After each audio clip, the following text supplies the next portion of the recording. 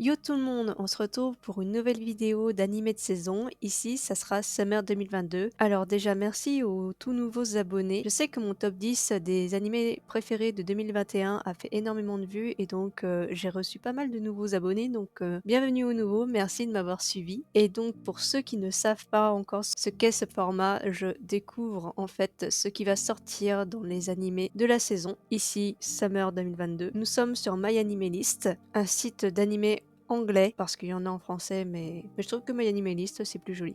Enfin bref, peu importe, je vous mets toujours le résumé quelque part sur l'image. Autre nouvelle importante, du 13 au 17 juillet, je serai en tant qu'exposante à la Japan Expo 2022. Je vous mettrai à l'écran toutes les informations, c'est-à-dire mon stand. Si j'ai le plan, je mettrai le plan où ça se situe. Je vendrai là-bas des dessins, puisque pour ceux qui ne le savent pas non plus, je suis une artiste. Si vous voulez me voir, passer un petit coucou, acheter un peu de mes dessins ou quoi que ce soit d'autre, n'hésitez pas à venir me voir. Et donc du coup, allons-y pour les animés de l'été 2022. Donc déjà, on a, première chose que je vois, Mao-sama, deuxième saison. Alors à savoir, Mao-sama est un animé qui est sorti en 2013, c'est-à-dire il y a quasiment 10 ans, et je vous avoue que je n'attendais clairement pas une deuxième saison. Ça faisait des années que je me suis dit bon il y aura pas de deuxième saison, donc c'est un animé, vous savez les animés tristes qu'on adapte une seule saison et après on te dit va lire le manga. Bah là c'était clairement ça. Et donc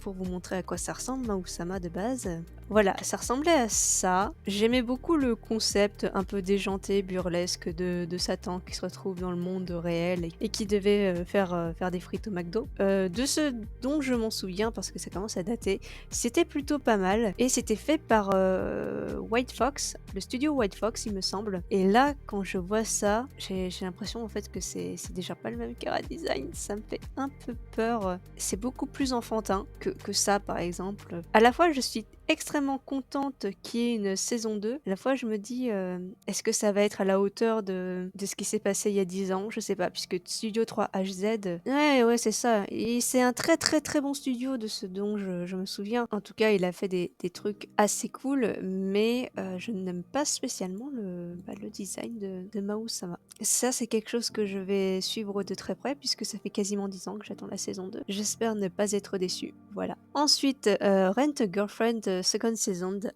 Tout le monde connaît mon amour pour Rent a Girlfriend. C'est une de mes premières vidéos que j'ai fait, mon premier animé salé plus exactement. Et on peut y voir toute la haine que j'ai pour cet animé, tout le sel en fait. Et donc, je vous le recommande pas, mais est-ce que je vais devoir mater la saison 2 pour refaire un animé salé? Étant donné que la saison 1, j'attendais rien, la saison 2, je vais m'attendre évidemment à rien. Donc voilà, je sais pas. Je sens que ma communauté va vouloir que je continue de mater cette merde, tout ça pour faire des animés salés et déverser encore toute ma haine. Mais on verra ça. Overlord. Alors Overlord, je crois que j'ai vu les 2 premières saisons, 3, 2, je sais déjà plus. Et là c'est la 4e saison. Et bah c'est pas fifou, hein. Voilà, c'est tout. Et je ne sais pas si je vais continuer, voilà, tout simplement. En revanche, ça, ce qu'il y a de très bien, c'est la suite de Made in Abyss. Donc c'est après les événements du film 3. Made in Abyss, c'est un peu complexe à suivre. En fait, pas tellement, mais si, en fait, t'as la saison 1, ensuite t'as la saison 2, et ensuite t'as quelques films, etc., etc. Enfin bref, c'est assez spécial à suivre, mais en revanche, c'est c'est un des animés qui est vraiment grave, grave sympathique, qui change énormément de ce que j'ai l'habitude de voir. Donc je vais suivre ça de près. Ensuite, Danmachi. Danmachi, c'est la saison 4. Je crois que j'ai vu que la première saison, deuxième. Allez. La saison 3, non. Je crois que j'ai vu au moins les premières et la deuxième saison de Danmachi et pareil, c'est assez hyper banal. Mais ça date. Yofukashi no Uta. Alors, enfin, un animé que je n'ai pas l'air de connaître. Ah! C'est bon! C'est un animé de vampires! Ah, les vampires! Évidemment, ma gueule, évidemment! Mais tu t'attendais à quoi, Jade? Sérieusement? Un animé encore et toujours sur les vampires, ça la mode, c'est tout ça, tout ça, tout ça. Alors j'étais en train, le pire c'est que j'étais vraiment très concentrée, j'ai coupé ce moment-là évidemment, j'étais très concentrée à lire tout le résumé qui est hyper long, et j'étais là, mais c'est un peu chelou en fait comme résumé, mais bon, pourquoi pas. Déjà de base c'était assez banal, et ensuite plus ça allait, plus je me disais mais c'est bizarre, et au final la meuf qui rencontre déjà qui dit ah bah tu es insomniaque, déjà elle te pose un diagnostic, la meuf elle débarque bonjour, et ensuite elle te mord dans le cou. Je voilà. Voilà, voilà. C'est un truc de vampire, les gars, qu'est-ce que vous voulez que je vous dise? C'est bien les vampires, mais au bout d'un moment, c'est relou et surtout, ça revient à la mode en ce moment. Le chara-design est relativement classique. En tout cas, c'est pas quelque chose qui a l'air vraiment de me plaire. La gamine aussi, enfin la gamine, je sais pas quel âge elle a. Si c'est un vampire, elle a peut-être 1000 ans. Un petit peu sexualisée, mais bon, on a l'habitude, hein. OK, très bien, elle lui roule une pelle, ouais, ça a l'air d'être un peu chelou. Je ne sais pas trop quoi en penser. Ensuite, ça, c'est la saison 2 de Classroom of the Elite. Ça a l'air d'être la saison 2. Si, c'est bien ça. OK, my bad. Bah, j'avais assez bien aimé la saison 1. C'était un large mot, c'était plutôt correct, voilà. Classique, mais correct. Beaucoup de meufs avec des gros boobs surtout, mais sinon, à part ça, ça pouvait aller. C'était pas aussi nul que je l'aurais pensé. Ça veut pas forcément dire que c'est bien non plus, hein. Le héros, j'aime pas spécialement. Les meufs qui gravitent autour, non plus. Bref, c'est pas ouf, mais c'est pas non plus nul. Donc je sais pas, je verrai peut-être pour regarder la saison 2. Ensuite, Soledemo Ayumu ou Ayuse, c'est cool. Alors, ça a l'air de parler de shogi et de kendo. Alors le shogi, j'ai essayé d'en comprendre un minimum grâce à Trigatsu no Lion. J'ai galéré et pourtant j'adore Trigatsu no Lion, mais putain que j'ai galéré. Mais ça a l'air d'être très classique, très mignon, romantique, school life. Bon, visuellement c'est classique. On dirait un peu le style de Takagi-san. C'est peut-être le même auteur, je sais pas. En tout cas, la fille a pas l'air d'énormément bully le mec. Le mec a l'air d'avoir quand même un minimum de caractère. C'est triste, hein, mais bon, comme maintenant on a l'habitude des meufs qui bully les mecs. Parfois, je me pose des questions de ah, est-ce que le gars est encore une pauvre victime? Je dis pas qu'il faut que aussi les filles soient des victimes, hein. Loin de là, faut juste que, bah, je sais pas, que ça soit une relation saine, hein, les gars, tout simplement. Bref, ça a pas vraiment l'air de m'intéresser. Ensuite, Mama Haha no Tsugleko Gamoto Kano Data. C'est quoi ces noms hyper à rallonge? Mais le pire, lui aussi, là. Sauf que je crois que c'est la saison 2. Enfin voilà, c'est. Ah non, c'est même pas la saison 2. C'est tellement long. Même MyAnimeList, il arrive pas à tout mettre dedans. Oh! J'espère que j'ai mal traduit dans ma tête. J'espère que vraiment je mal traduit dans ma tête, mais j'ai l'impression que c'est une romance incestueuse. Au secours! No, je veux pas voir ça. Je préfère ne pas savoir. Du coup, ce truc-là, il y a plein de slim. C'est un peu mignon. Et c'est. Ah! Oh shit, c'est un isekai. Au secours, non! Shadow House, seconde saison. J'ai pas vu la première saison de Shadow House. My bad. C'est peut-être un truc sur les vampires à tous les coups. Isekai Meikyu des harem wo. Alors, on a Isekai et harem dans le même titre, les gars. Ça sent le chef-d'œuvre. Ouais, voilà. Thème harem Isekai. Bon, quand tu vois l'affiche, une meuf qui a des seins aussi énormes que les deux culs de tes parents additionnés, STP, non. Non. Salut! Ça, j'ai pas envie de le lire parce que ça a l'air d'être classique. Engage Kiss. Pourquoi pas? C'est un animé original ou original, excuse me, à One Pictures. Ça a l'air d'être relativement mature. Oh, j'ai rien dit. Ce n'est pas mature. Au secours. Faut vraiment que je ferme ma gueule en fait. J'ai beaucoup trop de. Comment c'est pas expectation, c'est de. Évidemment, c'est le mot en anglais. J'ai beaucoup trop d'avis positifs avant même de voir les visuels et au final, les visuels, je suis en PLS. Tokyo Mew Mew! C'est le new Tokyo Mew Mew animé. C'est un de mes animés que je regardais quand j'étais petite. Bah, je pense que je vais regarder. Même si je pense que c'est un peu dépassé parce qu'il y a plein de thèmes qui parlent à des petites filles et moi, je suis maintenant une femme adulte, ça risque d'être différent, mais ça reste mon enfance et je pardonnerai, je pense, grâce à la nostalgie. Ensuite, je passe un peu les trucs qui me plaisent pas, je suis désolée. S'il y a quelque chose qui vous plaît, n'hésitez pas à aller sur MyAnimeList, hein. Tout est dans le nom. Ruby, par contre, je suis Ruby depuis 2013, depuis sa sortie, donc ça fait quasiment 10 ans aussi. Et là, ils vont en faire une version animée et c'est fait par en plus le studio Shaft. Et franchement, j'ai vu le trailer et STP, c'est super beau. Donc en attendant la prochaine saison de Ruby, qu'on attend MDR avec impatience,